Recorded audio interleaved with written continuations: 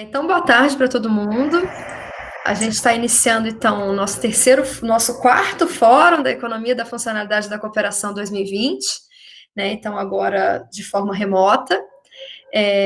Aproveito, então, já para agradecer a participação de todo mundo. Tem sido super rica essa experiência, essa troca com diversas iniciativas e a troca com todos vocês, né? Grande parte das pessoas que estão aqui, se não todos, né? Já vem acompanhando os nossos fóruns aí já de algum tempo. Para quem não me conhece, eu sou Amanda Xavier, eu sou coordenadora do Clube FC Rio e uma das organizadoras dos nossos fóruns da FC, que agora a gente tem organizado junto com o Instituto Artemis de Belo Horizonte. Bem, então os fóruns da economia da funcionalidade da cooperação, eles têm tido sempre o intuito da gente promover o debate em alguma temática, né? Sempre trazendo, então, a apresentação de casos reais que se aproximam, né, em maior ou menor grau, dos princípios aí, base da economia da funcionalidade da cooperação. Então, desde o mês de junho, que a gente tem discutido a temática do bem viver alimentar, né? Então, a gente chama de bem viver alimentar acessível a todos. E sempre trazendo casos reais que se aproximam, né, também dos princípios da FC, para que a gente possa refletir sobre as diversas funcionalidades associadas à alimentação, tá? Então, são casos esses, né, de iniciativas ou movimentos que tentam aí repensar a alimentação, né, numa lógica diferente da lógica de produção em escala, que é própria do agronegócio, como a gente chama. Então, hoje, para a gente debater a temática do bem viver alimentar acessível a todos, a gente vai ter a participação do Tomás Lana, que é coprodutor da CSA Nossa Horta, ele também é cofundador da Open Food Brasil e integrante do coletivo Mujic de Agroecologia, que tem uma atuação na Serra do Gandarela, em Minas Gerais. Ele vai explicar um pouco sobre todas essas atuações aí para a gente, com maiores detalhes, tá? E para mediar também, né, auxiliar aí com algumas questões, com articulação aí com os princípios da economia da funcionalidade da cooperação, a gente tem a participação do professor Francisco Duarte, que é diretor do Clube FC Rio e coordenador do Programa de Engenharia de Produção da COP, UFRJ, e do professor Francisco Lima, que é professor da Escola de Engenharia do FMG e coordenador do Núcleo Alternativas. Então, para fazer a articulação, vai ser o Chicão, como a gente chama carinhosamente, que é o professor Francisco Lima, que vai conduzir junto com o Tomás, tá? Bem, então, para começar, eu vou passar a palavra, então, para o Tomás, para ele falar um pouco sobre o trabalho dele como coprodutor na CSA Nossa Horta, e falando também das outras atuações, né, na Open Food Brasil, e também aí no coletivo Mujic, tá? Tomás? Obrigado, Amanda. Boa tarde. Antes de mais nada, agradecer o convite e o interesse por essas iniciativas, que eu acho que tem tudo a ver com o tema que vocês vêm debatendo. Talvez seja interessante eu contar um pouco da minha trajetória, porque não é uma trajetória assim padrão. Eu sou designer gráfico de formação, mas me aproximei do mundo da agroecologia e das questões do nosso sistema alimentar a partir de uma pesquisa de mestrado que eu realizei dentro da escola de design aqui da UENG, e dentro do tema também de design de sistemas, sobre modelos alternativos de distribuição e comercialização de alimentos. E foi através dessa pesquisa que eu me aproximei de várias CSAs, pesquisei CSAs aqui de Belo Horizonte, do Rio, de São Paulo, e foi aí que eu, então, entrei para fazer parte da CSA Nossa Horta. Essa pesquisa eu realizei em 2016, 2017, e a CSA Nossa Horta é de 2015, né, quando ela começou. Então, quando eu entrei, ela já tinha sido fundada, e depois de um ano, em 2018, eu entrei a fazer parte do núcleo de gestão da CSA, que são as pessoas que estão mais ativas na organização da comunidade. Eu trouxe aqui, eu acho que eu vou falando assim, né? Começar com a CSA Nossa Horta, porque é a iniciativa que acho que me trouxe aqui e despertou o interesse de vocês. Eu estava conversando com o Chico e a Vivian mais cedo, e eles acharam interessante que eu apresentasse um material aqui, então talvez seja o caso agora de eu compartilhar minha tela para vocês poderem acompanhar. Pode ser? À vontade. Tá, joia. Só um segundo, então.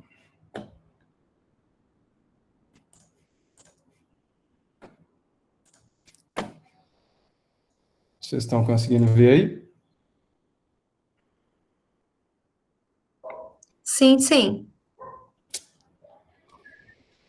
Essa é uma apresentação que a gente criou principalmente para pessoas que nunca tiveram um contato com uma CSA, não sabem o que significa, né, de onde veio. Então, talvez algumas coisas aqui vocês já tenham visto, e eu posso passar mais rápido.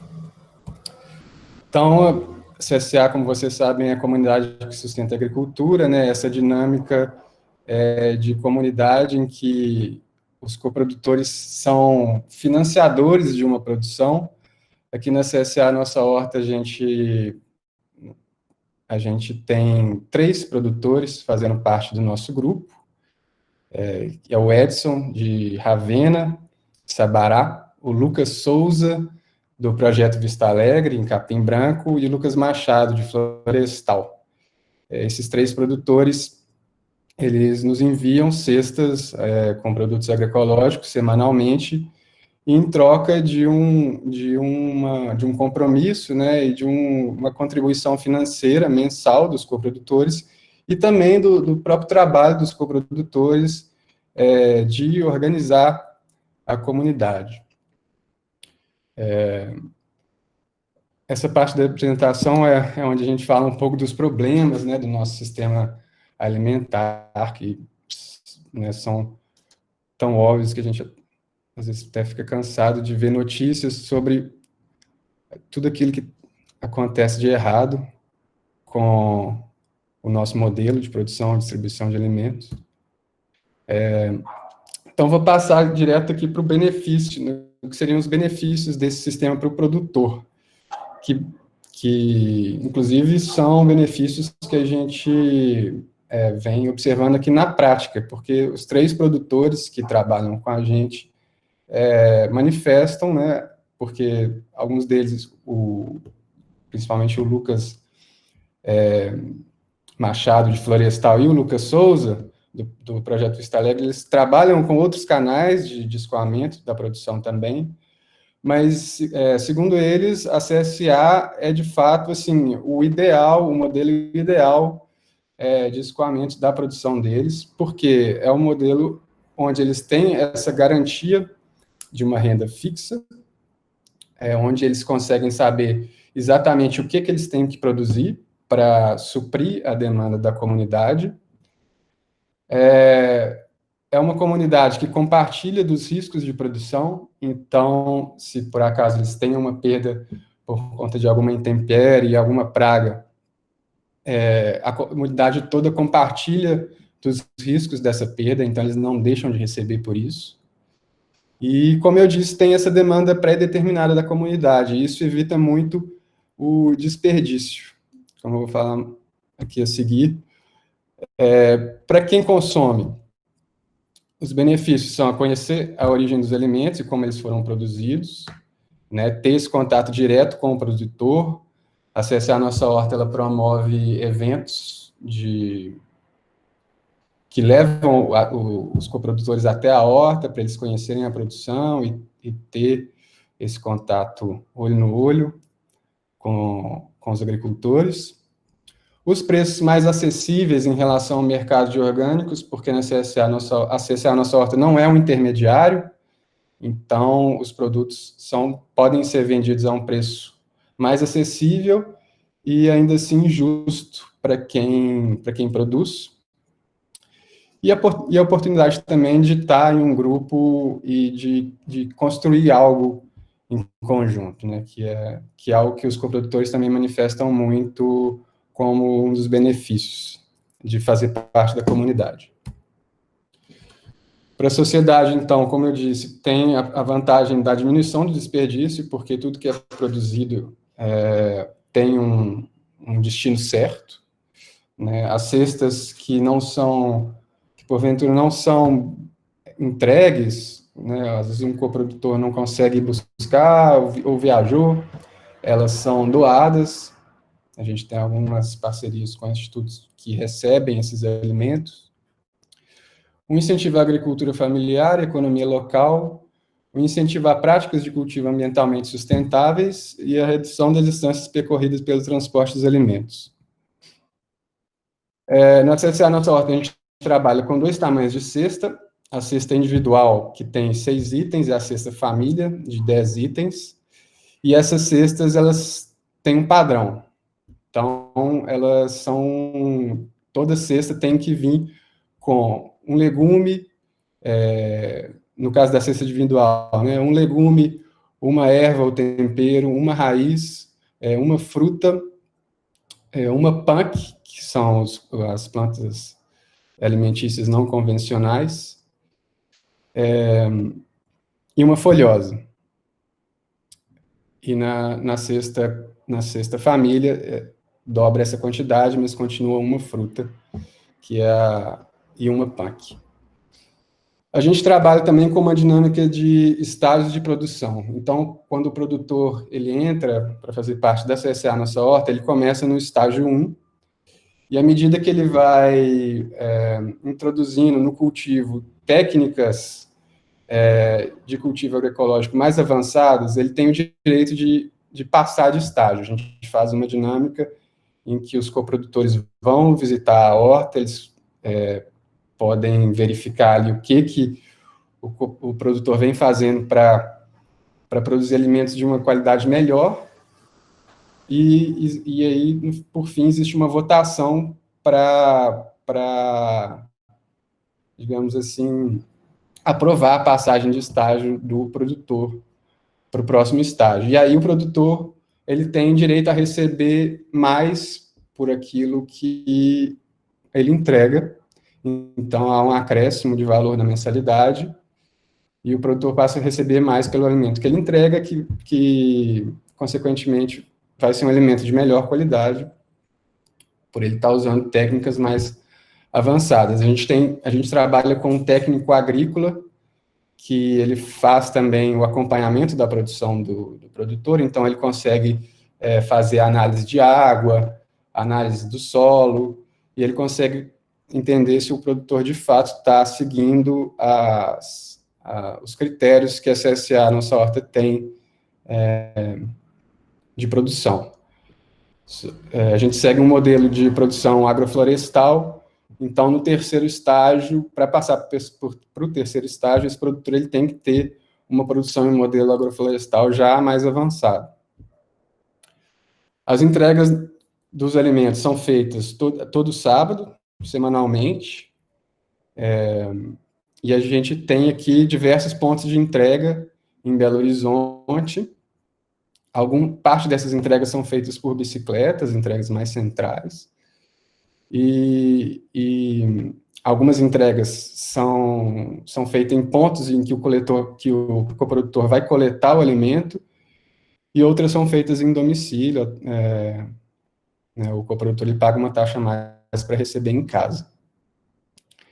Além do Mãos à Horta, que é o encontro que eu disse que a gente promove na horta do agricultor, a gente promove também assembleias para tomar decisões importantes que afetam a comunidade toda, principalmente decisões relativas a reajustes de valor, de contribuição financeira. A gente fez uma assembleia há pouco tempo atrás, em que houve um reajuste alto, por conta de uma demanda dos produtores, Então, são decisões que a gente toma em conjunto, há uma votação, e para mim, esses encontros é o que faz da CSA, de fato, uma comunidade, né? Essa possibilidade de a gente tomar decisões em conjunto e não ser algo que parte só de um grupo ou de um núcleo de gestão. Esse aqui é um esquema de como a nossa comunidade está organizada.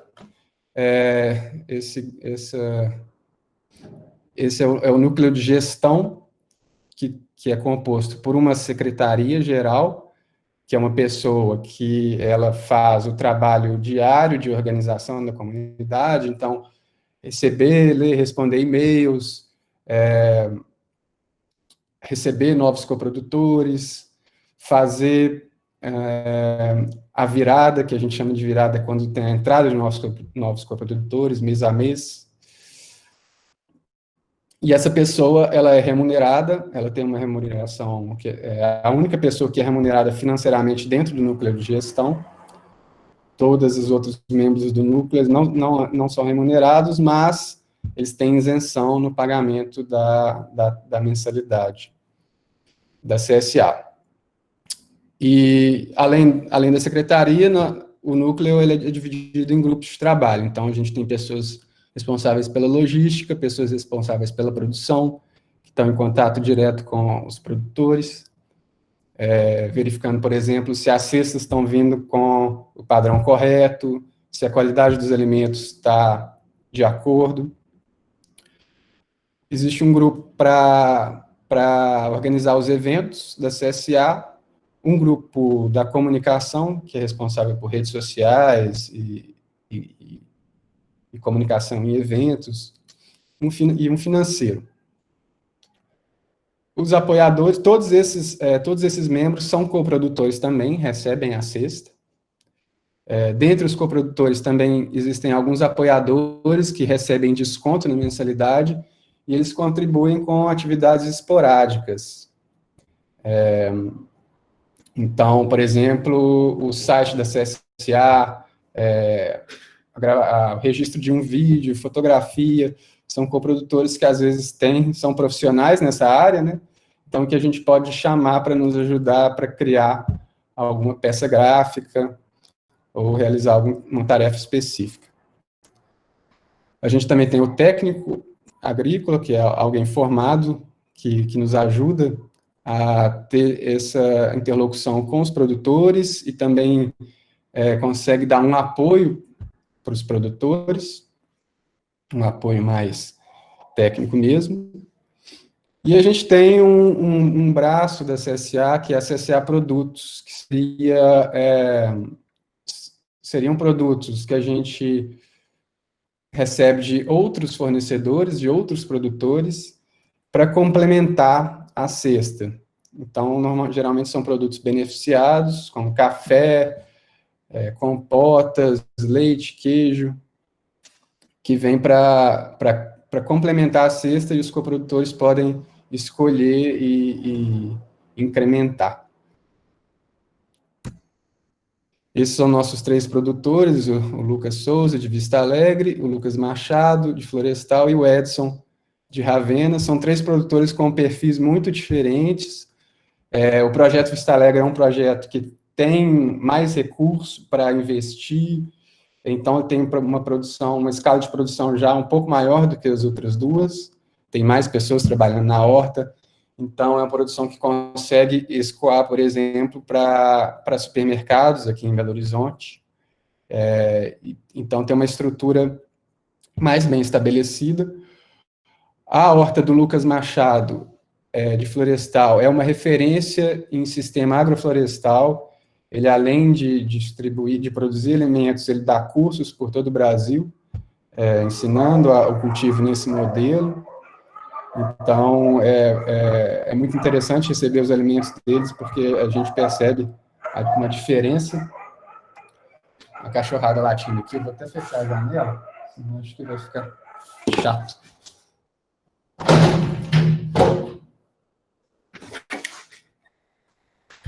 E o Edson é um produtor que não tem uma educação formal, como os outros dois. Ele é um cara que aprendeu do zero a trabalhar na horta, e ele tem uma peculiaridade que é alguém que foi trabalhar na horta porque ele ele tem um problema de dependência química. Então, a família dele levou ele para a horta para se recuperar do problema, e ele entrou em contato com a CSA, com as pessoas que estavam na CSA na época, e entrou para fazer parte, e aprendeu muito com o técnico que estava conosco na época, e é muito legal ver a evolução dele, assim, ver a evolução da horta dele, e como, de fato, ele conseguiu se tornar um agricultor, e é uma horta em que ele faz tudo sozinho, ele não tem, né, funcionários, não tem pessoas que ajudam, mas ele consegue entregar produtos de altíssima qualidade. Esses são alguns registros desses encontros, que são os Mãos à Horta. Esse foi um Mãos à Horta que aconteceu lá no sítio da família do Edson. Esse aqui é o Edson, e essa é a dona Toninha, a mãe dele, que foi uma pessoa muito importante para essa recuperação do Edson e para manter ele trabalhando na horta, para manter ele entregando os alimentos. Então, esse é um momento que a gente, de confraternização mesmo, que a gente conversa sobre diversos assuntos e visita a horta para entender o que ponto que ela está, quais são os problemas. Teve uma época que o Edson teve uma infestação de tatuzinhos que foi bem difícil de resolver, mas felizmente ele conseguiu controlar. As crianças têm a oportunidade de conhecer, né, de aprender como os alimentos são de fato produzidos, e até de colocar a mão na terra mesmo, de plantar, aqui nesse caso, uma muda de mamão. Aqui já é na horta do Projeto Vista Alegre, em Capim Branco. Essa é a produção de fubá, de milho crioulo que ele tem. Aqui são alguns produtores chegando para coletar cestas na Praça da Liberdade, que é uma praça bem centralizada aqui de Belo Horizonte, e alguns deles vêm de bicicleta com as crianças. Então, essa é a CSA, nossa horta, basicamente, né, o funcionamento dela. Eu acho que a gente pode, às vezes, já talvez começar a discussão sobre essa iniciativa, e se for o caso, a gente vai passando para conversar sobre os outros movimentos. O que vocês acham? Obrigada, Tomás. A gente já tem algumas questões aqui no chat, mas antes eu vou passar a palavra para o professor Francisco Lima. Amanda, eu vou colocar as questões, aí se você quiser já aproveitar e pegar do chat, ele já responde ao mesmo tempo. Tá. Tomás, você prefere que eu fale várias, eu falo uma a uma e você vai pegando, vai respondendo? Podemos ir uma a uma, ou então, se você achar que elas estão relacionadas, como você preferir também. Então, vamos lá. Bom, tem uma coisa que você falou aí, que a gente havia conversado também mais cedo, é sobre essa preferência desses produtores por fazer essa relação direta com os coprodutores. Se não me engano, tem uma pergunta também, né, sobre o que é o coprodutor, qual que é a diferença de consumidor. Aí você podia aproveitar e falar sobre isso. E, ou seja, são vários canais, né, de distribuição, pensando apenas no orgânico, né, e sem falar da agroindústria, mas nesse campo, né, que nos interessa aqui, mas nem todos eles têm, vamos dizer, a mesma cara, a mesma qualidade, a mesma adequação para essa proposta, né? Daí essa preferência desse produtor, né, por esse canal.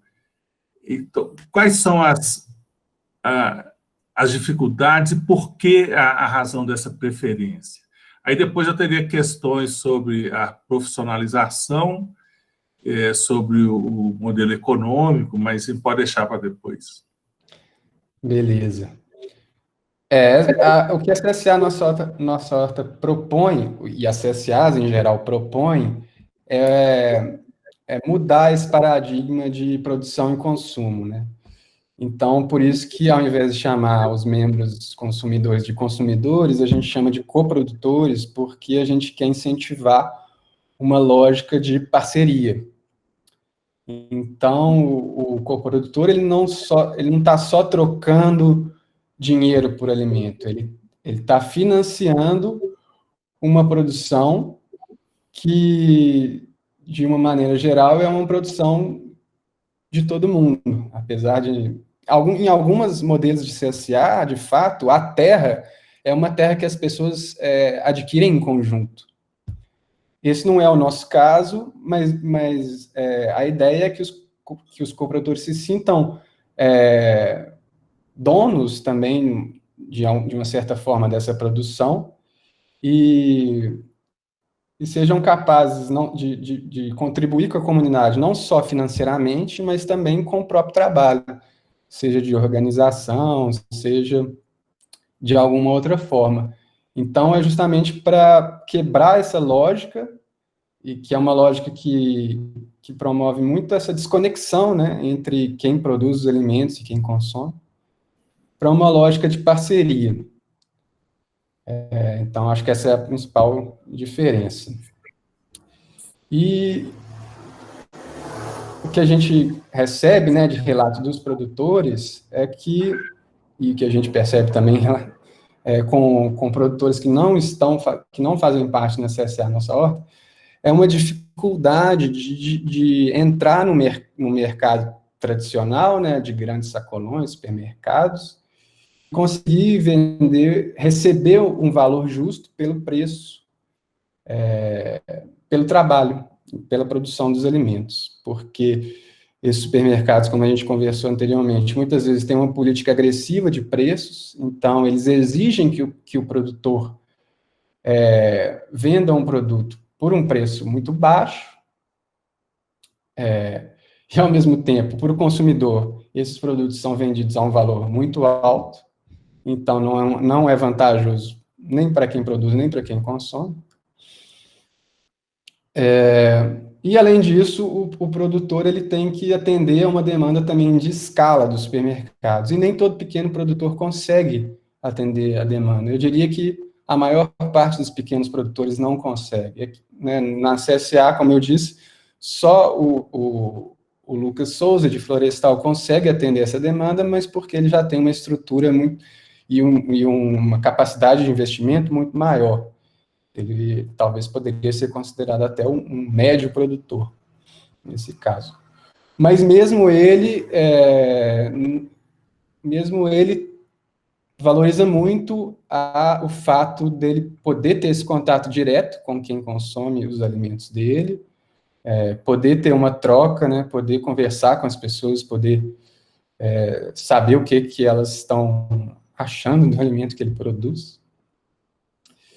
E também valoriza o fato dele não ter desperdício, que é uma coisa que acontece muito quando ele tem que vender, por exemplo, em feiras, né, que ele traz lá de Capim Branco para Belo Horizonte uma quantidade X de produtos, e nem sempre ele consegue escoar toda a produção, e muita coisa, de fato, é perdida.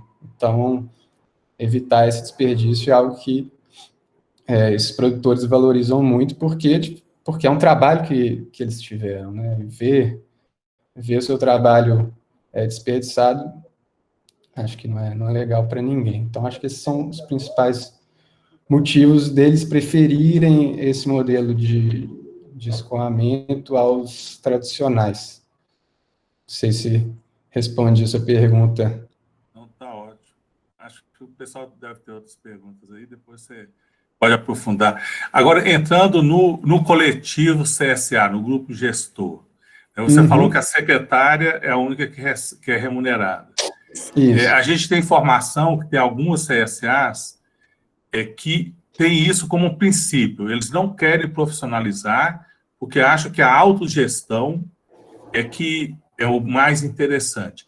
Isso para vocês é uma opção ou vocês gostariam de ter uma equipe mais profissional? Claro, profissional no bom sentido, não que vai contra esses princípios aí, mas que vai viver desse empreendimento e se dedicar e talvez, depois a gente pode discutir, ter condições de resolver problemas com uma dedicação full-time Certo.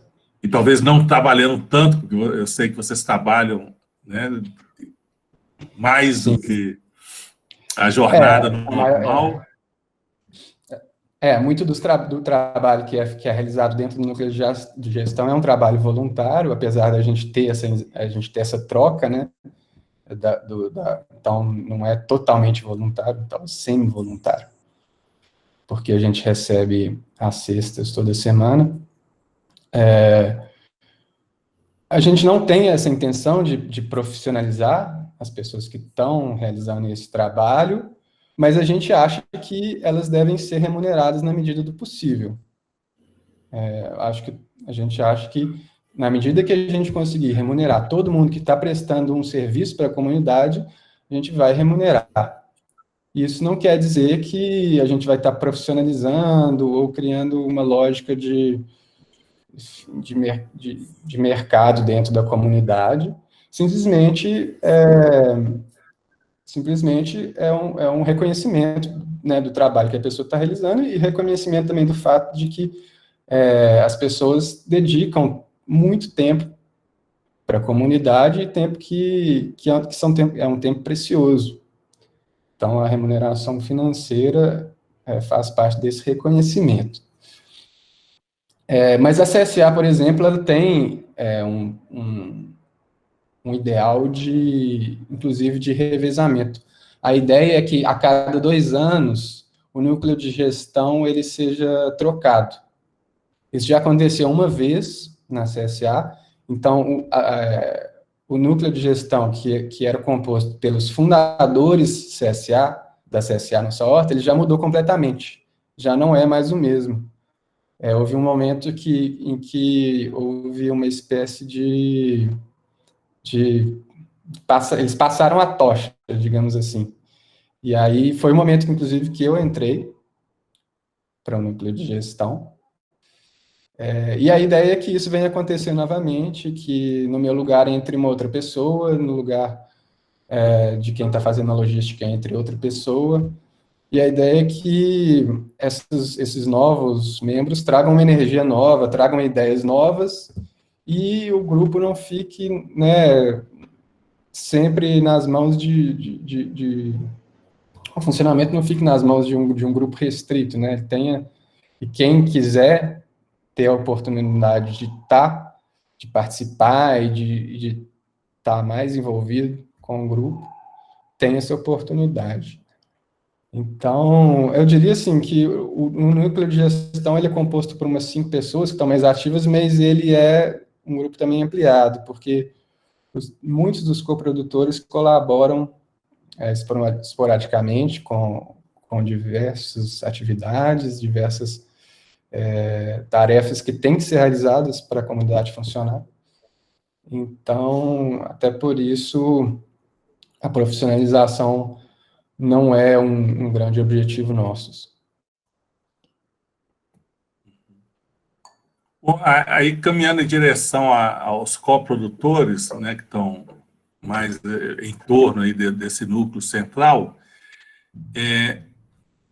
qual que é o porte deles, como que esse porte define esse modelo econômico atual que permite remunerar apenas a secretária? Eu imagino que essa renda justa para os produtores, em que nível que ela está, se ela deveria ser aumentada ainda. Então, vamos dizer, se do plano econômico a coisa está bem ajustada, ou teria ainda que mudar, ou isso requer uma escala maior? Como que vocês lidam com esse aumento de escala, se for necessário? E que dificuldade encontra para ampliar? Uma coisa interessante que você tinha comentado é que no nível 3 do produtor, uma exigência é que ele adote um outro produtor para ser educado dentro dessa perspectiva agroecológica, agroflorestal. Então, você tem um propósito de disseminar, de ampliar isso aí. Mas no nível do coprodutor, qual a dificuldade que encontra? Por que ainda está restrito? Então, a gente tem uma meta de alcançar 40 cestas família por produtor, então seriam cerca de 120 cestas famílias entregue toda semana pela comunidade, né, pelos produtores. A gente ainda não alcançou essa meta, hoje em dia a gente tem cerca de 100 coprodutores, a gente já teve mais, inclusive, depois isso esse número foi diminuindo, e aí, dentre esses 100 coprodutores, né, alguns recebem a cesta individual, alguns recebem a cesta família, então tem essa questão aí também a ser considerada, mas a principal dificuldade que a gente encontra para crescer esse número de cestas entregues, né, que é de fato um objetivo nosso, é manter as pessoas no grupo. E é muito por aquilo que a gente conversou mais cedo, né, sobre essa dinâmica do coprodutor de ter que também fazer um esforço de mudança de hábitos para fazer parte da comunidade, porque muitos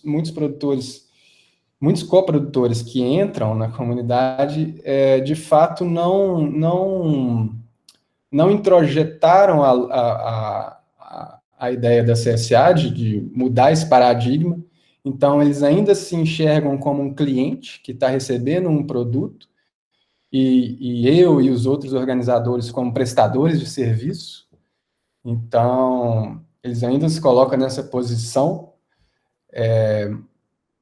e a gente entende que muitas vezes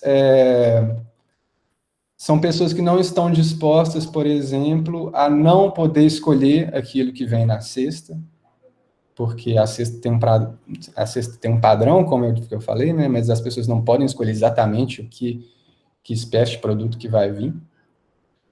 Então, tem muita gente que ainda se incomoda com isso, tem muita gente que ainda se incomoda, às vezes, com o fato do produtor ter uma perda e não conseguir enviar a cesta da maneira como deveria ser, ou de um alface vir murcha, por exemplo. E, enfim, são produtores que também, são pessoas que também têm dificuldade de cozinhar em casa, e às vezes é uma dificuldade até justificável, né, porque as pessoas, de fato, têm pouco tempo para preparar os próprios alimentos. Quem vive na cidade, todo mundo tem um pouco essa dificuldade, né, de administrar o próprio tempo e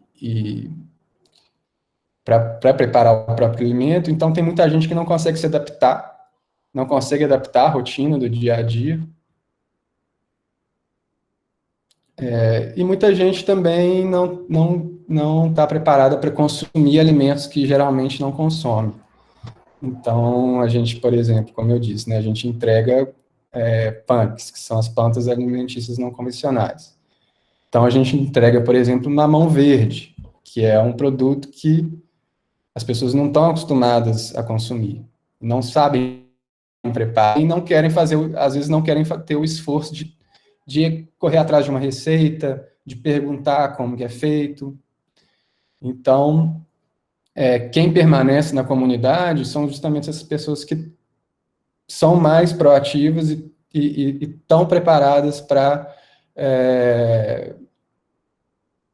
mudar os próprios hábitos, como eu falei. Vocês têm alguma ação nesse sentido, de contribuir para essa transformação do coprodutor? Vocês têm um trabalho sobre isso? Tem, isso acontece muito, a gente percebe nos momentos em que a gente consegue levar o coprodutor para visitar a horta do produtor. A gente percebe que aqueles que foram visitar a horta, as pessoas que tiveram essa oportunidade, são aquelas pessoas que permanecem na comunidade. São as pessoas que entendem como funciona, que entendem as dificuldades, que entendem todo o trabalho que é feito e que acabam criando também um laço afetivo com quem produz os alimentos. E esse laço afetivo, na minha opinião pessoal, é o ingrediente mágico, assim, que é o ingrediente que mantém as pessoas na comunidade, porque de fato requer um esforço consumir alimentos dessa forma.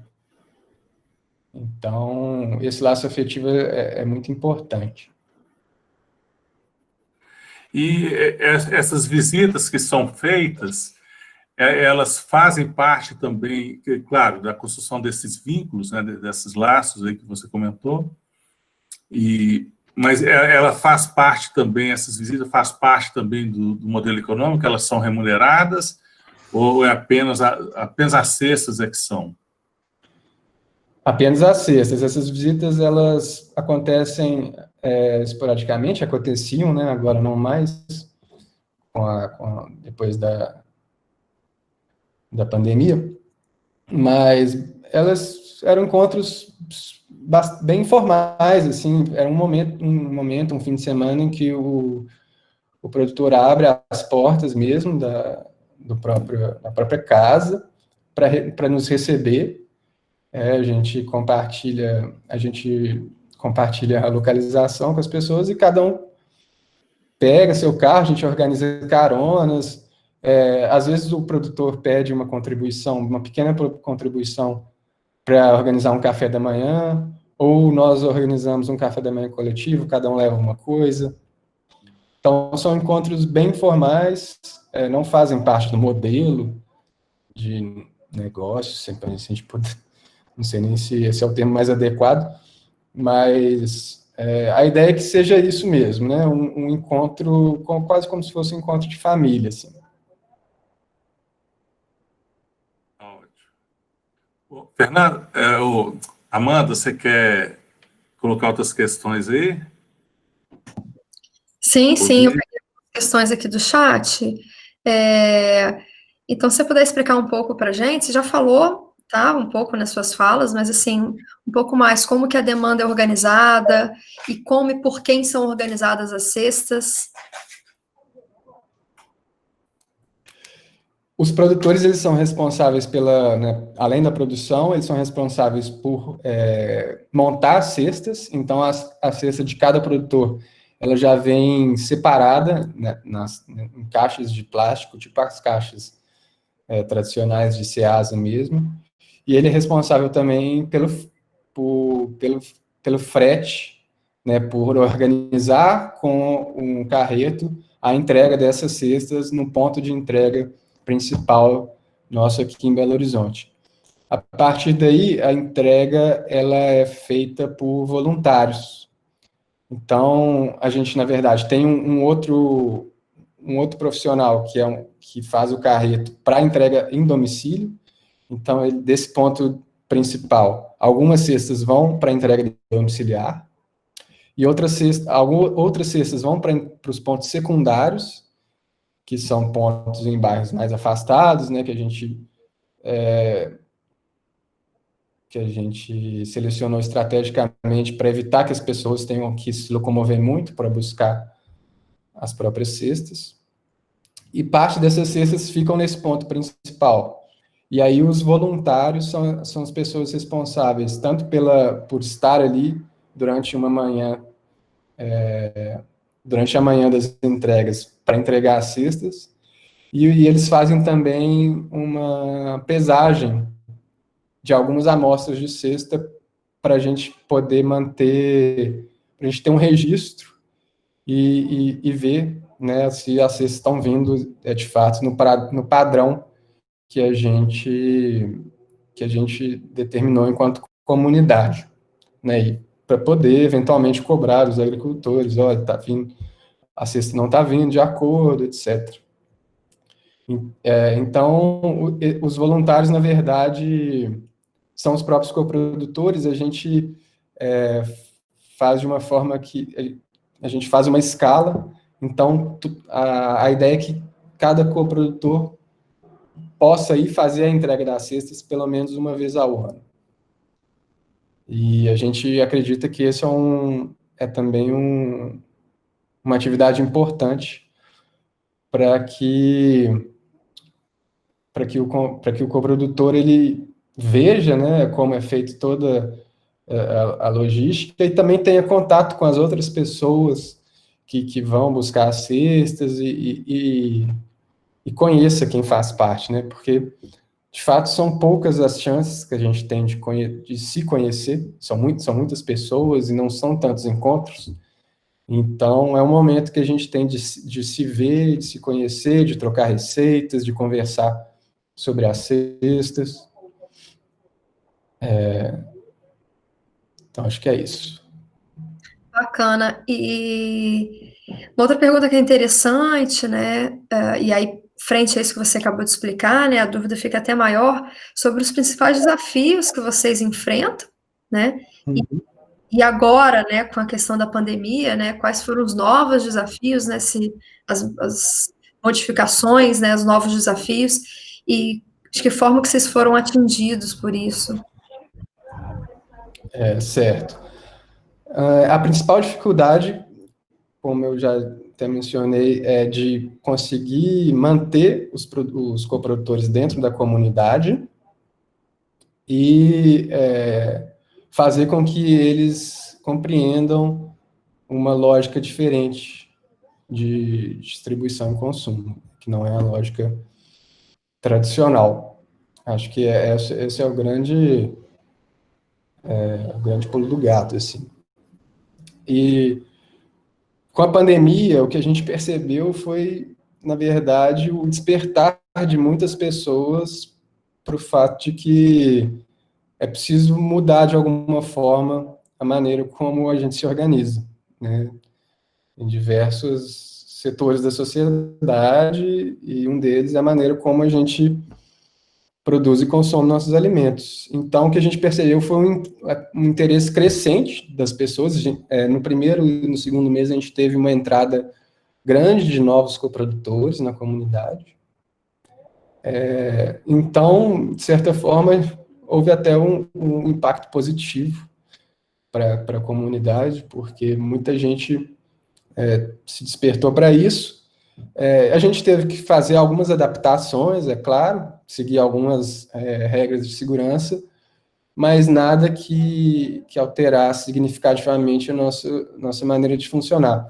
Alguns pontos de entrega tiveram que ser fechados, porque a gente trabalhou, alguns pontos de entrega eram restaurantes, eram lugares que tiveram que parar as atividades, então a gente ficou com menos pontos de entrega secundário.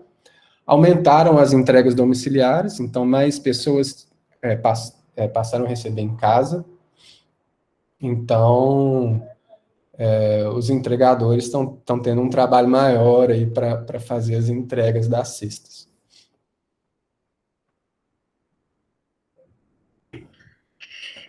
Teve uma pergunta do Eugênio que eu acho que também tem tudo a ver com o que você acabou de falar, né, sobre os principais desafios, né, de fazer com que esses coprodutores, né, se entendam dessa forma. E o Eugênio perguntou assim, se esse entendimento do coprodutor, mas do coprodutor como cliente, que se vê ainda como cliente, né, você falou muito sobre isso, se foi obtido, né, por vocês através de pesquisas com aqueles que saíram, como é que vocês têm essa resposta desses que eram coprodutores, mas que estão incomodados? Mano, deixa eu acrescentar sobre isso. Vocês têm uma ideia mais ou menos da proporção que sai? E tem casos de sair e que vocês conseguiram recuperar nesse processo de escuta e de educação? Tem. Por incrível que pareça, a nossa secretária hoje, que é a Clarice, ela é uma pessoa que estava para sair da CSA Nossa Horta, estava para desistir da comunidade, e ela foi escalada para ser voluntária no ponto de entrega. E a partir do momento ela mudou o olhar completamente sobre a comunidade, e ela não só desistiu de sair, como passou a fazer parte dos encontros, das reuniões que a gente faz. O que a gente fez para ter esse retorno, né, de quem está saindo, é criar um formulário. Então, a pessoa que quer sair da CSA Nossa Horta, ela precisa de preencher um formulário, que é um formulário que a gente chama de formulário de solicitação de mudança. E aí ela coloca lá a opção de desligamento na comunidade e ela tem um campo para escrever o porquê ela está se desligando. Então, a gente tem um registro desses motivos, né, do porquê das pessoas estarem se desligando, e a gente consegue ter uma visão geral, assim, de quais são os reais motivos, né? Se as cestas não estão de acordo, se as pessoas não conseguiram se adaptar, e aí a gente vê um pouco de tudo, assim. Mas muitas pessoas, de fato, não conseguem se adaptar a uma nova rotina. É uma justificativa que a gente encontra muito, assim. A gente consegue observar também um padrão nas saídas das pessoas. A gente tem muitas pessoas saindo no verão, né, entre janeiro e fevereiro, porque é um momento em que as pessoas saem para viajar, e aí não tem ninguém para receber as cestas, e como eu falei para você mais cedo, a CSA não pode parar de entregar as cestas durante as férias, porque os produtores também não podem parar de produzir, eles têm que estar sempre dando atenção para a horta e escoando os alimentos, porque é a fonte de renda deles. E muita gente acaba se desligando porque, enfim, sai de férias e acaba não voltando. E também porque no verão a qualidade da cesta cai efetivamente, porque é muito mais difícil produzir, por exemplo, folhosas no verão. E as chuvas prejudicam muito a horta. Então, muitas vezes as folhosas chegam murchas ou chegam numa qualidade um pouco pior do que eles chegam, por exemplo, nesse período agora. Mesmo com os produtores tendo todo o cuidado de conservar esses alimentos, muitas espécies não são produzidas no verão, então também a diversidade cai um pouco também. Então é um momento que a gente vê uma baixa. Por outro lado, é um momento que a gente vê também a entrada de pessoas que né, aproveitando aí as resoluções para um ano novo, decidem se alimentar melhor, decidem ter uma mudança de hábitos, e aí procuram acessar a nossa horta como maneira, né, de atingir esses objetivos. Então, o que a gente vê é um fluxo muito grande de pessoas entrando e saindo, algumas permanecem, outras não. E aí, o que a gente acredita é que esses coprodutores mais fiéis, esse número de coprodutores mais fiéis, vá crescendo com o passar do tempo. São as pessoas que realmente criam uma rotina, criam um laço efetivo, e as pessoas que estão aí há anos recebendo a cesta. Então, a nossa esperança é que esse perfil de coprodutor aumente aí com o passar do tempo, que de fato, pelo que a gente percebe, tem acontecido. Assim.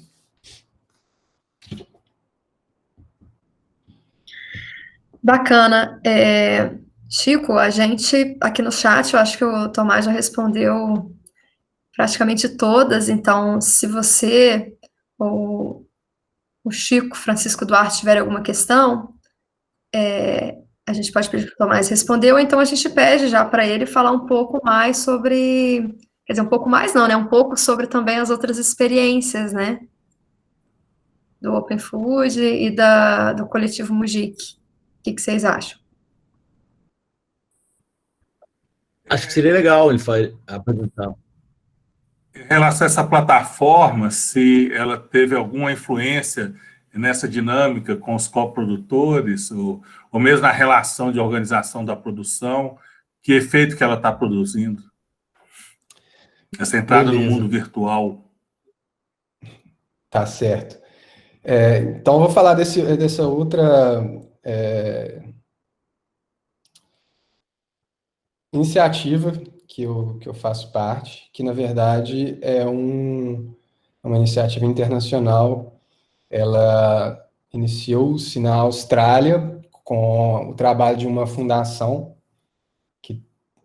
sem fins lucrativos, que criou uma plataforma com o objetivo de promover a distribuição e comercialização de alimentos locais.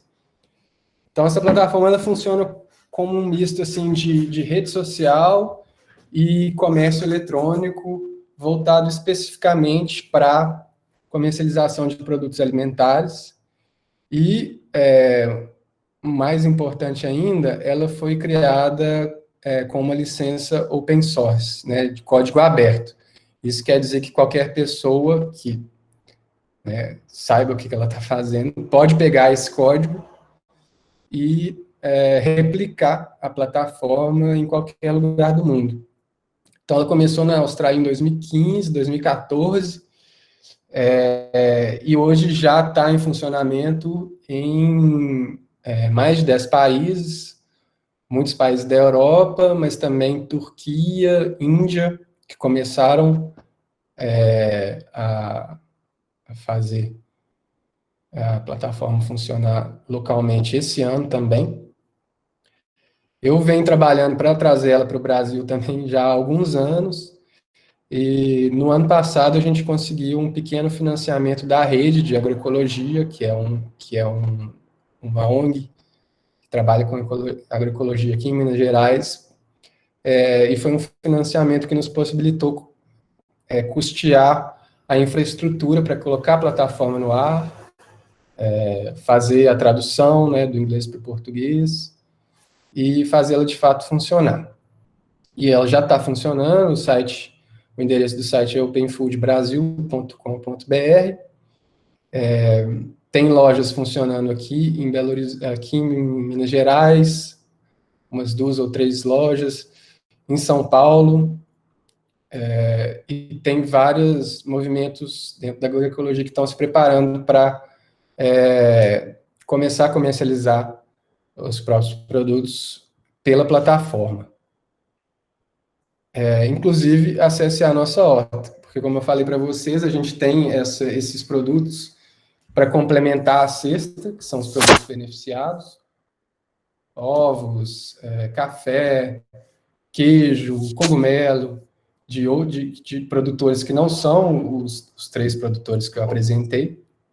E a nossa ideia é que a gente consiga distribuir esses alimentos numa lógica de grupo de compras. Então, que a gente consiga comprar, por exemplo, um cogumelo com um valor de um produto atacado, porque a gente tem a gente consegue identificar o número de pessoas interessadas, então a gente consegue comprar o produto num valor de atacado e distribuir num valor menor do que esse produto seria comercializado numa loja, num varejo. Então, a gente consegue essa vantagem, e a plataforma ela tem alguns recursos que facilitam a organização desse tipo de dinâmica de grupo de compras.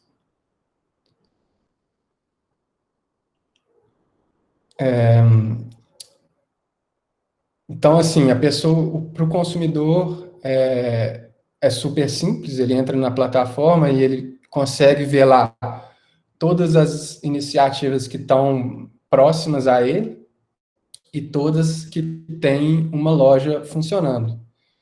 Então, as lojas, a plataforma ela funciona por ciclo de pedidos, que é uma lógica pensada principalmente para quem distribui produtos in natura, né, hortaliças, frutas, que precisa receber os pedidos, depois fazer as colheitas e depois fazer as entregas.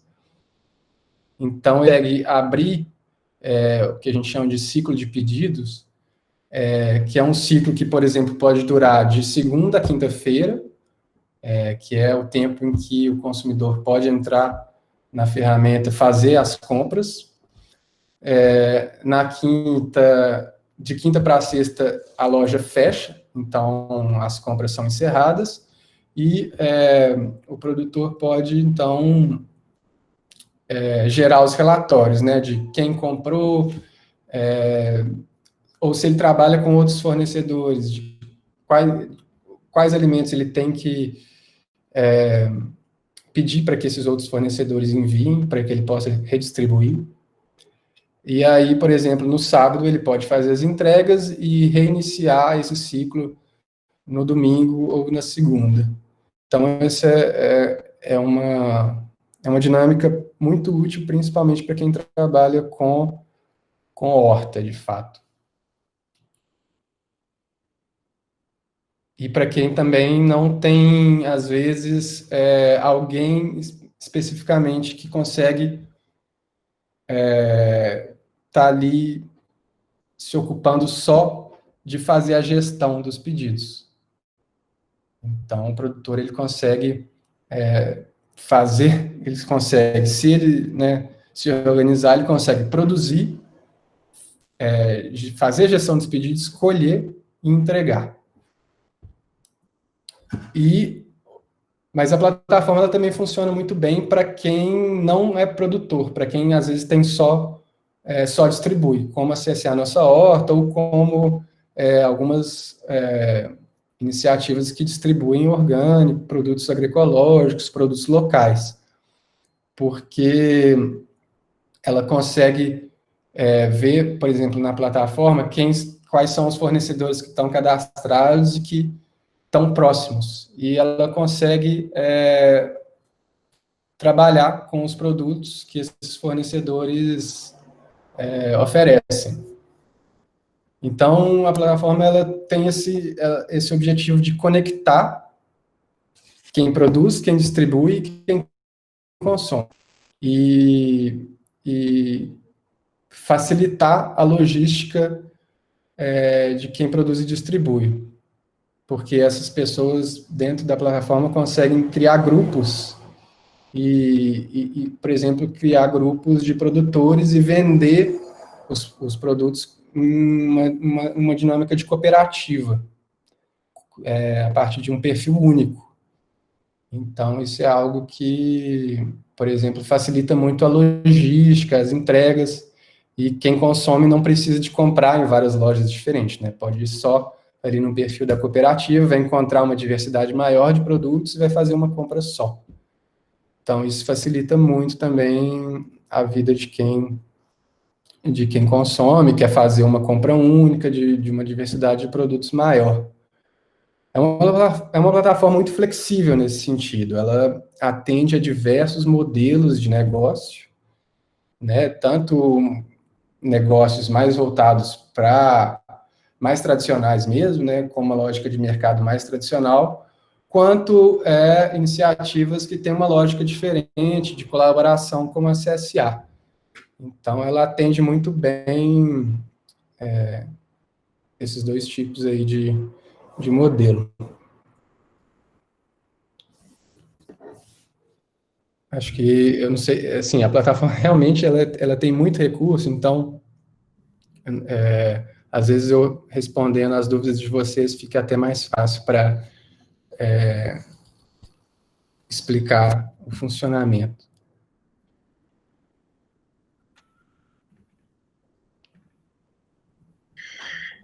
A gente tem uma pergunta também relativa, né, aos impactos aí da pandemia, mas agora relacionada ao Open Food Brasil, né, se teve impactos positivos ou negativos, e deixo aberto aí para o Francisco Lima e para o Francisco Duarte também fazerem algumas questões. Beleza. Teve impacto, sim, a pandemia teve um impacto importante. A gente estava para fazer uma reinauguração da plataforma no final de abril, uma data que a gente tinha agendado para fazer um movimento de divulgação, de colocar em grupos na internet, mas com a pandemia a gente antecipou esse movimento de divulgação, então a gente procurou grupos específicos para divulgar a plataforma e antecipou isso porque a gente sentiu que realmente a plataforma ia ser um veículo importante, um canal importante de compra e venda no momento que as feiras deixaram de funcionar. Então, a gente teve um interesse muito grande, principalmente nesse início, né? A gente realizou alguns treinamentos coletivos e tivemos um bom quórum, assim, de pessoas interessadas e que são as pessoas que hoje estão começando a abrir a própria atividade online.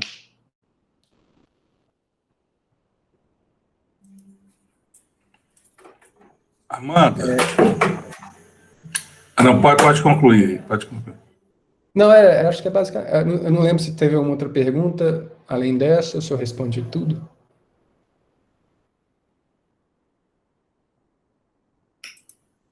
Respondeu sim, pode falar, Chicão. Eu queria retomar essa discussão aí da relação com os coprodutores. Inclusive, a gente sempre está procurando o nome adequado, né, para essa pessoa que está, o beneficiário do serviço, né, aquela experiência lá da França, eles não falam mais consumidor, cliente, eles falam o comedor, né, no caso da alimentação, o manger. E uma característica importante dessa relação de serviço, ou qualquer relação de serviço, é que essa relação não pode ser uma relação que para na troca, na compra e venda, né? E isso que o Tomás falou é muito importante. Se a pessoa não muda de vida, se não é um coprodutor do serviço, a coisa não acontece.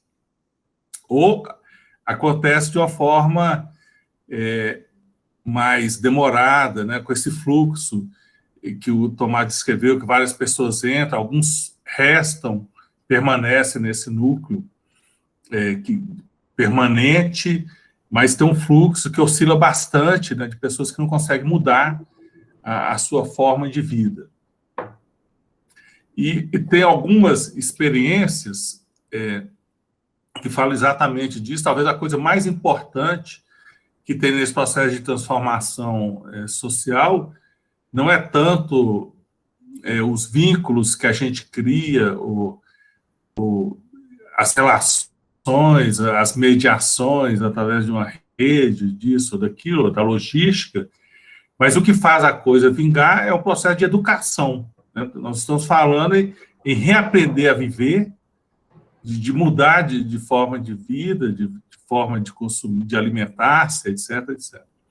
Que é se reeducar, né, de uma maneira que a gente perdeu, né? O que é chamado hoje de punk nada mais é do que a alimentação que nossas mães, nossos avós, às vezes usavam corriqueiramente, que os indígenas usam.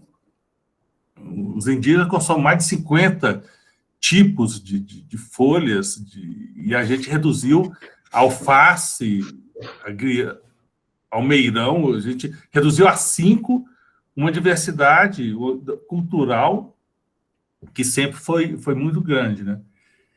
Então, a questão é, será que esse processo de reeducação, ele não deveria ser um foco específico do nosso trabalho, desse trabalho, para fazer com que essa dinâmica ela tivesse essa base mais consistente? E isso poderia ser menos assim, deixado ao acaso de quem adere, e depois alguém chega com a boa consciência, mas depois não permanece? Com certeza, sem dúvida. Deixa eu complementar. E também, Tomás, você mencionou a questão das receitas, né? Reaprender a fazer as coisas, a lidar com outra qualidade de alimento e tal, demanda também toda uma outra culinária, gastronomia, sei lá. Se talvez não fosse importante, acho que é isso que o Xará está colocando, de ter um trabalho com esse foco. É importante, sim. Inclusive, a gente já levantou algumas ideias, né, de como criar e disseminar essas receitas, novas receitas, que na verdade são receitas antigas, né, porque nossos antepassados já utilizavam esses ingredientes. Então, a gente está desenvolvendo um sistema a gente quer desenvolver, né, tem essa ideia de colocar uma seção específica no site em que o coprodutor ele pode entrar e compartilhar uma receita. Então, a pessoa pode, né, ter uma receita da avó com ora pro nobis diferente, tal, ela pode ir lá compartilhar a receita. A gente que está fazendo a gestão do site recebe e publica. Então, uma maneira de fazer com que esse trabalho não fique só nas nossas mãos, né? Porque, de fato, o trabalho de escrever uma receita, de explicar, etc., é um trabalho grande. A gente até, inclusive, na nossa página no Instagram, chegou a publicar algumas receitas e algumas curiosidades sobre produtos, sobre espécies específicas que talvez as pessoas estejam menos acostumadas a consumir, muito com esse objetivo, né, de educar as pessoas de alguma forma e de fazer com que elas se mantenham na comunidade, mas a gente gostaria que esse fosse um trabalho também colaborativo. Então, a ideia de criar isso um modelo de, talvez, crowdfunding, assim, é uma ideia que a gente quer implementar. E tem também um papel muito importante nisso da parte do produtor, porque o produtor tem muita informação sobre o produto que ele está produzindo que eu mesmo, às vezes, não sei. Então, é muito importante, e a gente cobra muito isso deles, que quando eles enviem um produto diferente, um pouco diferente, ou algum tipo de novidade, eles também coloquem, né, nos grupos, porque todos os coprodutores fazem parte de um grupo no WhatsApp, onde existe muito essa troca de receitas também, as pessoas perguntam muito, como que eu cozinho esse mamão verde, o que eu posso fazer com ele? E as pessoas mandam vídeos, mandam receitas que acharam na internet. Então, essa troca entre as pessoas é muito importante também.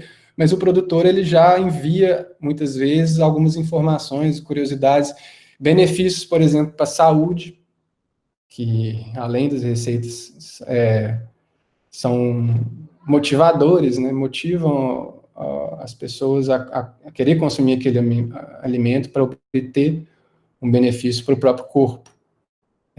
Então, muitas vezes os produtores chegam com essas informações e isso para a gente, isso enriquece muito a experiência de quem faz parte da comunidade, com certeza. Amanda, outra questão importante, né, tem várias pessoas que a gente está começando a conhecer nesse movimento, é essa cooperação entre grupos, entre CSAs e empreendimentos que estão dentro dessa mesma lógica, né, de tentar, através, não apenas trocar experiência, mas fazer com que essas relações possam resolver alguns problemas, mesmo sem pensar em escala, mas alguns problemas de regularidade, de atender uma demanda maior, às vezes de restaurantes. Você havia comentado mesmo a merenda escolar, que é muito difícil atingir esse mercado e teria uma demanda importante, mas que é difícil fazer essa conexão. Esse trabalho em rede, ele é feito, ou qual a dificuldade de fazer, já que todo mundo compartilha os mesmos princípios? A gente tem contato com pessoas que organizam outras CSAs aqui de Belo Horizonte, né? A Vivian mesmo, participou já de encontros de pessoas que organizam outras CSAs, principalmente a CSA Minas, e houve mais, algum tempo atrás, né, alguns anos atrás, no início, um movimento para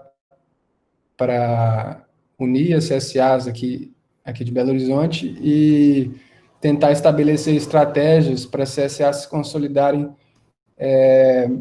institucionalmente, né, para se finalizarem de alguma forma.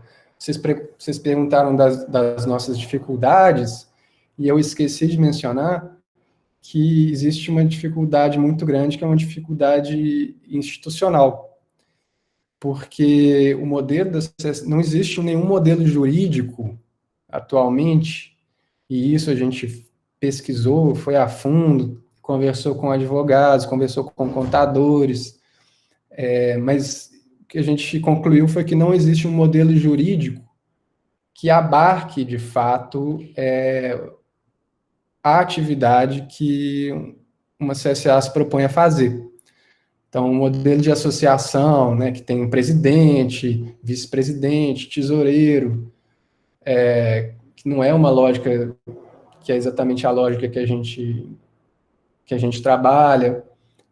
A CSA também não segue um modelo de cooperativa, porque não é bem isso.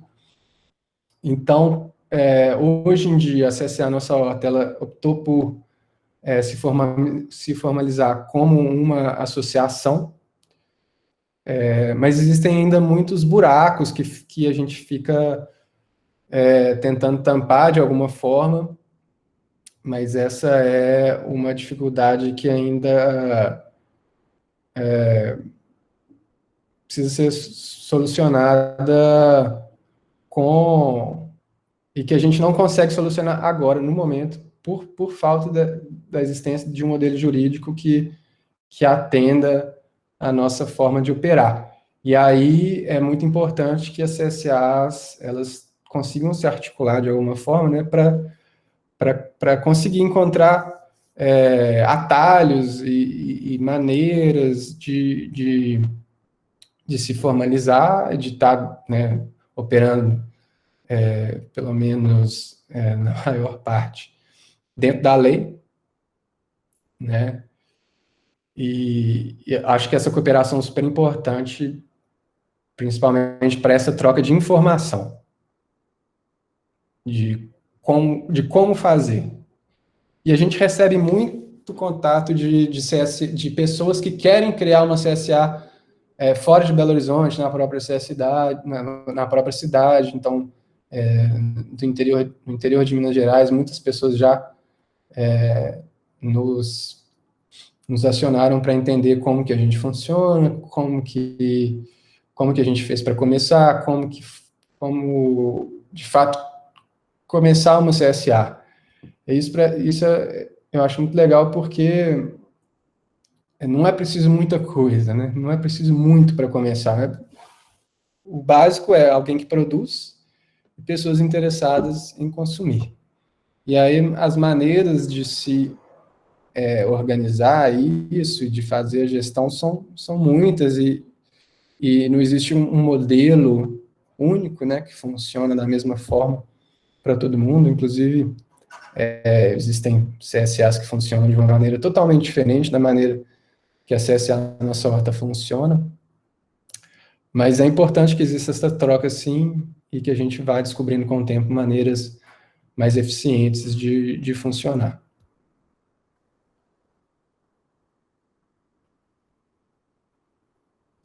Só um comentário, na verdade não é uma questão, mas de qualquer maneira, como você falou assim, ó, existem para ter uma CSA, é importante que tenha pessoas que produzem e os coprodutores, e pessoas interpretando.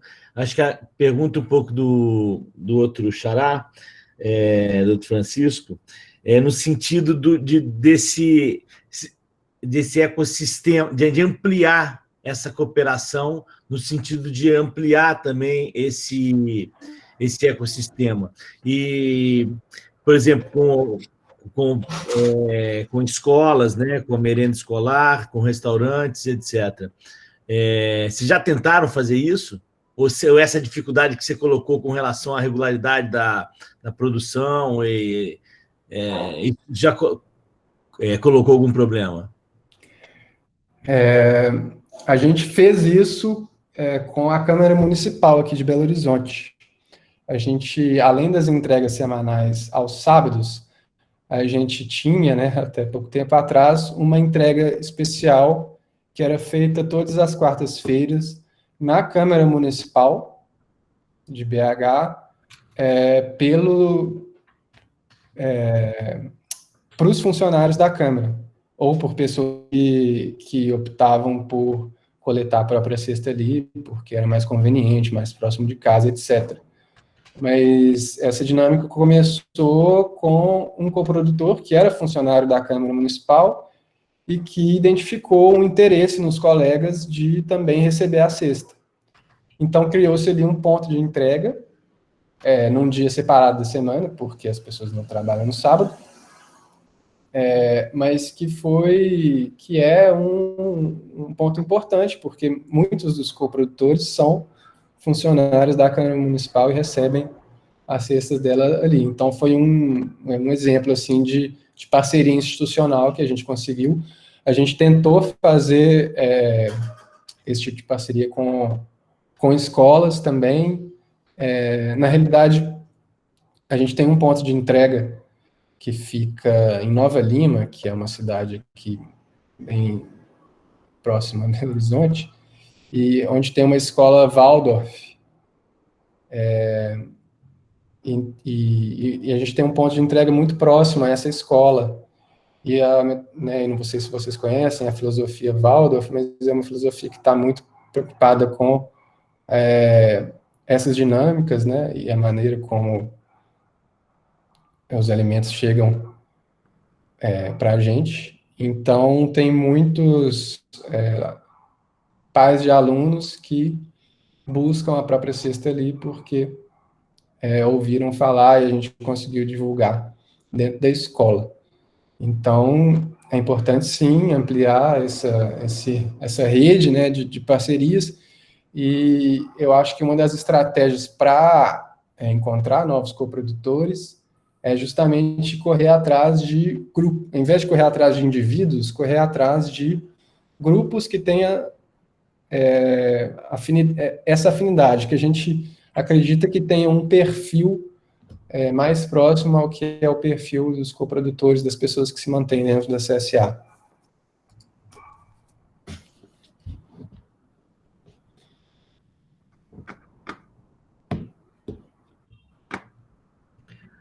Ok.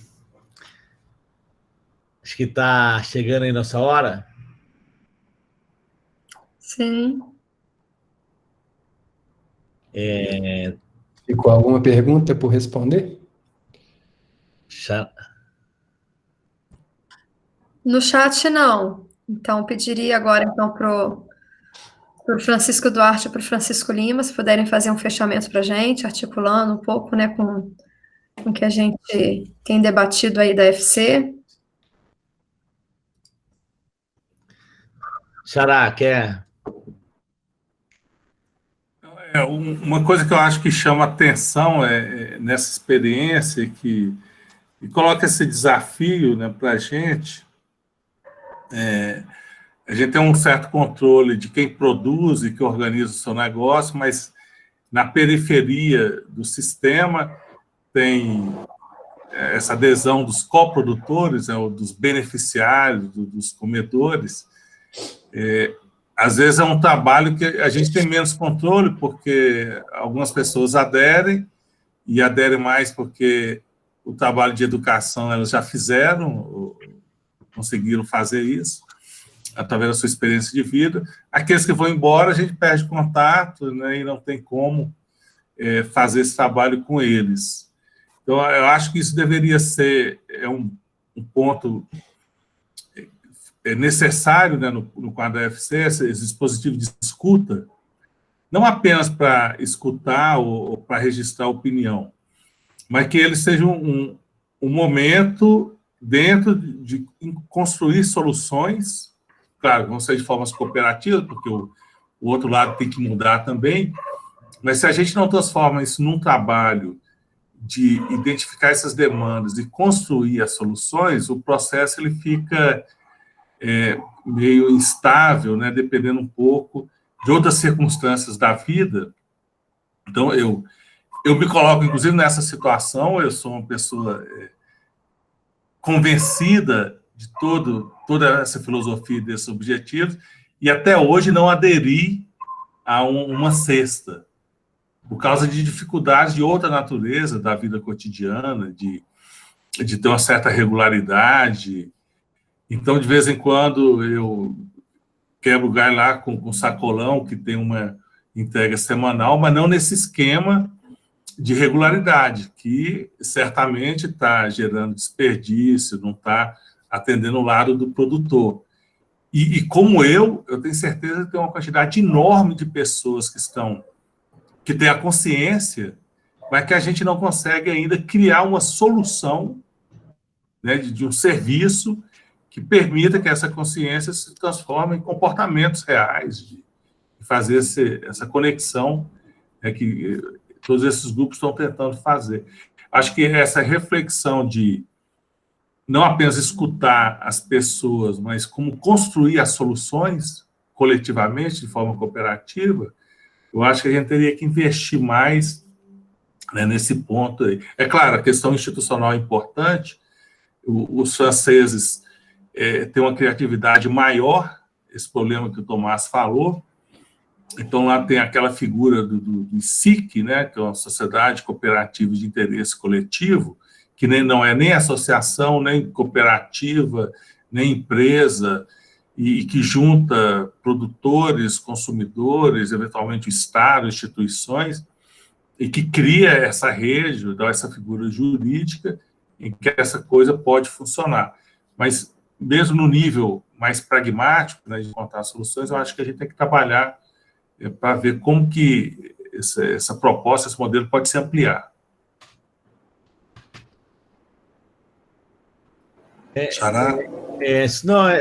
Me faz pensar também em ter uma organização mais reflexiva dessa governança toda, né? De quem tem a consciência, quem não tem a consciência. Acho que é um momento, é uma forma de organizar essa rede que demanda esse momento, as escutas e a reflexão sobre elas para se reorganizar, para tentar ampliar essa forma de atuar. Acho que é isso que um destaque, acho que hoje, que o Tomás trouxe para a gente e que a gente não tinha visto anteriormente. Agora, tem uma questão, acho que, finalmente, a gente passa muito assim, eu queria voltar na rede, no núcleo de gestão, ou nesse trabalho de mediação, e se isso é algo ou não a ser mais profissionalizado, ou algo a ser mais central na vida, como um trabalho na vida das pessoas, e que ocupa um trabalho não secundário, mas a parte integral da vida das pessoas, enquanto trabalho, enquanto aquilo que me liga no mundo, enquanto aquilo no qual eu construo minha identidade, a minha vida. E acho que é uma reflexão que todas essas experiências anteriores que a gente tem passado, visto, né, nos fóruns, faz pensar em como organizar isso. Não sei se o Tomás tem... você falou muito de não profissionalizar isso, de ser alguma coisa muito voluntária, mas eu não sei, acho que esse é um ponto que merece uma certa reflexão, como essa que a gente... Da mesma forma que essa educação, que que a ampliação desse tipo de atuação que merece. Inclusive, para essa educação, né, esse trabalho, isso exige um trabalho tão grande que mesmo que não seja profissional, teria que ter um tempo disponível. A questão é essa, como ter o tempo disponível para fazer esse trabalho de educação, de criar redes, de criar relações com essas outras instituições. Isso exige muito tempo, né? Além da competência. Então, exige a construção dessa competência, eu acho, forte para fazer essa mediação, e exige um financiamento para esse negócio. Não sei, mas é algo que vai se colocar para essas coisas se perenizarem no tempo, né? Eu acho que é uma questão meio central também, o financiamento, como isso se mantém e constrói competências. Eu estou de acordo. Eu falei sobre a nossa não intenção de profissionalizar quem está trabalhando, mas mais no sentido de não criar uma espécie de emprego formal, né? Mas a necessidade de remunerar o trabalho que é feito e de criar competências, eu estou super de acordo que é algo que vai levar realmente organizações desse tipo a funcionar com um nível diferente, né? E de uma forma melhor, e de integrar essas atividades de fato na vida das pessoas e de fazer com que elas tenham esse reconhecimento, né? E esse retorno financeiro que para mim é fundamental assim no modelo que a gente vive hoje, né, de sociedade. Então, estou super de acordo com isso. Eu acho que é o maior desafio, né, talvez para todas essas iniciativas que vocês têm escutado e trabalhado, e com certeza não deixa de ser um objetivo e um desafio para a gente também. Ok. Super obrigado, viu, Tomás? Eu que agradeço, pessoal. Foi muito legal estar aqui, passando essa experiência para vocês. E se quiserem voltar a entrar em contato, alguma coisa tiver ficado solta aí para ser respondida, podem ficar à vontade. Estou sempre à disposição. A gente tem organizado alguns grupos de reflexão em torno da economia da funcionalidade da cooperação. A gente também certamente haverá outras oportunidades de a gente trocar. Você também, quando sinta-se super convidado para estar presente, discutindo com a gente esse novo modelo econômico que a gente tem tentado refletir sobre e construir como alternativa a esse modelo baseado só no consumo, na grande escala e etc. Obrigado mesmo. Obrigado, Chico. Obrigado. Um abraço. Tomás, muito obrigada pela participação. Foi muito bacana, incrível, né? Todas as iniciativas aí, né? Hoje não deu para você falar muito do Coletivo Mujique, mas terão outras oportunidades, pode ter certeza, que se assemelha, né? De muitas formas, né? O Chico comentou, o Chico e o Chicão, né? Comentaram sobre a questão da aproximação com o território, das trocas desse coletivo, e eu pude ver um pouco que conheci nas mídias sociais de vocês, né, a questão da aproximação que vocês têm, quanto que isso é bacana, né, essas trocas aí com o pessoal, né, ver a questão da vivência na Semana Santa, muito legal. Então, obrigada mesmo, Tomás, e a gente continua aí o contato, tá, para conhecer melhor e também para novos fóruns, e agradeço a presença de todo mundo, tá?